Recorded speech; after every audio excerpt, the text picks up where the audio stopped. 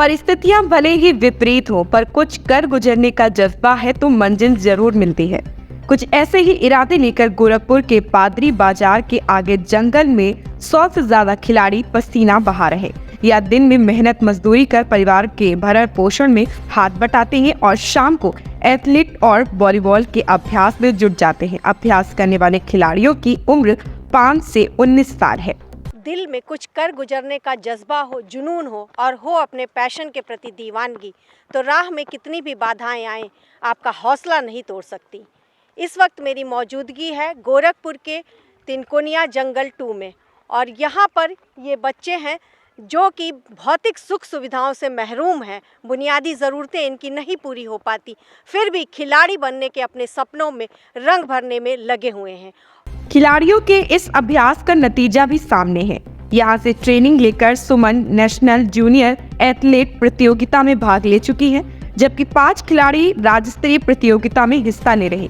यह लड़कियां यहाँ पर अपने घर का काम पूरा करने के बाद यहाँ आती हैं और जमकर पसीना बहाती हैं। इनका मानना है कि मेहनत कभी व्यर्थ नहीं जाती और एक दिन यह भी अपने उन सपनों को पा सकेंगी जिसके लिए दिन रात मेहनत कर रही हैं। अपने बारे में बताइए। मेरा नाम संध्या निषाद है। मैं यहाँ पर रनिंग करने आती हूँ। मुझे सीखते हुए 2 महीने हो गए हैं। क्या काम करते हैं? निषाद, मैं एक एथलीटर बनना चाहता हूँ। आज हम 9 क्लास 9D और मैं गांव का नाम रोशन करना चाहता हूँ। धन्यवाद। अच्छा, अभी आप आई हैं नेशनल खेल के, जी। कैसे वहाँ तक पहुँची, थोड़ा अपनी जर्नी के बारे में बताइए सुमन। रीजनल स्पोर्ट स्टेडियम में ट्रायल दिया और वहाँ से सिलेक्शन गुजरात। किस खेल में गई थी? एथलीटर। एथलीट्स में। अच्छा, अपना नाम पहले। मेरा नाम नंदिनी है और मैं यहाँ पे 1 साल से प्रैक्टिस कर रही हूँ। और क्या करती हैं, पढ़ाई कर रही हैं? हाँ, पढ़ाई कर रहे हैं। घर में भी समय देना पड़ता है? हाँ, घर में भी समय देना पड़ता है और जैसे घर पे थोड़ा बहुत काम भी करना पड़ता है। अच्छा, तो क्या सीखती हैं यहाँ पे? रनिंग। मेरा नाम है वंदना। मैं यहाँ 1, 2, 3 साल से आ रही हूँ, सीखती हूँ। मेरा नाम संगम निषाद है। मैं 1.5 साल से यहाँ प्रैक्टिस करती हूँ। गोरखपुर के तिनकोनिया जंगल धूसर स्थित इस मैदान में सुबह शाम सैकड़ों की संख्या में बच्चे बच्चियां पसीना बहाते नजर आ जाएंगे।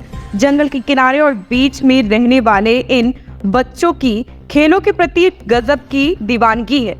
जब या टीवी पर अखबारों में पीटी उषा, साइना नेहवाल के बारे में सुनते हैं, पढ़ते हैं, तो उनके मन में भी उनके जैसा बनने की ललक जाग उठती है। इन बच्चों के सपनों में रंग भरने का प्रयास कर रहे हैं इसी गांव के रहने वाले कोच शिव शंकर यादव। मेरा एक उद्देश्य है कि अगर हम खेल सकते हैं तो हमारी बहनें भी खेल सकती हैं। आज देखा जाए तो लड़कियां कहां से कहां आगे तक बढ़ चुकी हैं, पर आज भी कहीं ना कहीं ज़मीनी स्तर लोग भेदभाव कर रहे हैं कि आज भी लड़कियों को आगे तक नहीं निकलना चाहते हैं। पता नहीं क्यों, उन लोग में क्या मानसिकता है। पर हम कहना चाहेंगे आपके पत्रकारिता के माध्यम से उन बहनों को भी आगे निकाला जाए, उन लोग को हाथ ना बंद किया जाए बल्कि उन लोग के हाथे खोला जाए।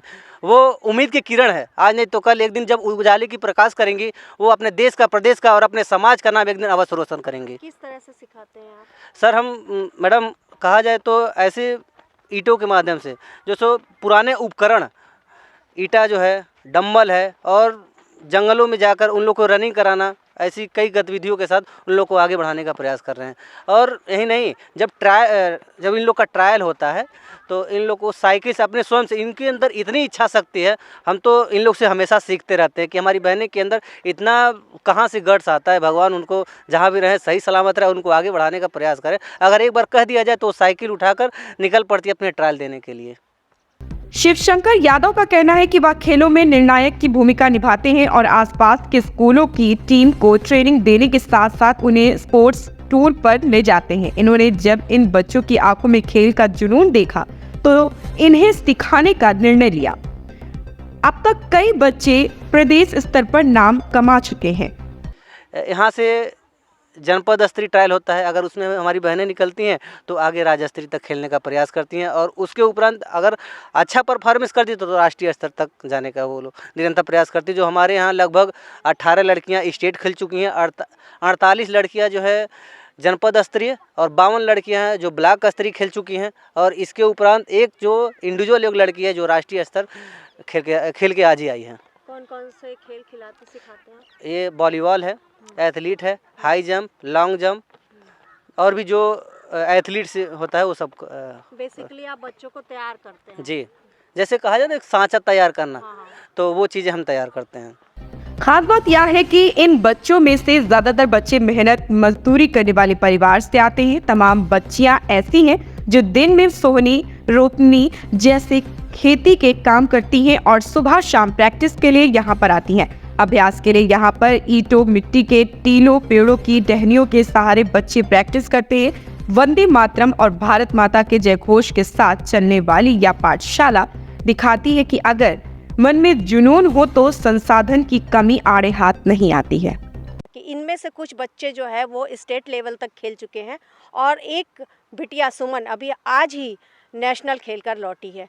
जिस तरह से भौतिक सुख सुविधाओं से महरूम होने के बावजूद ये बच्चे अपने सपनों में रंग भरने के लिए दिन रात यहाँ पर मैदान पर पसीना बहा रहे हैं, उससे उम्मीद है कि भविष्य में यहाँ से इस मैदान से, जिसको कि जुगाड़ का मैदान कहा जा रहा है, नेशनल लेवल पर और कई चेहरे देखने को मिलेंगे। रेणु सिंह, NB भारत, गोरखपुर।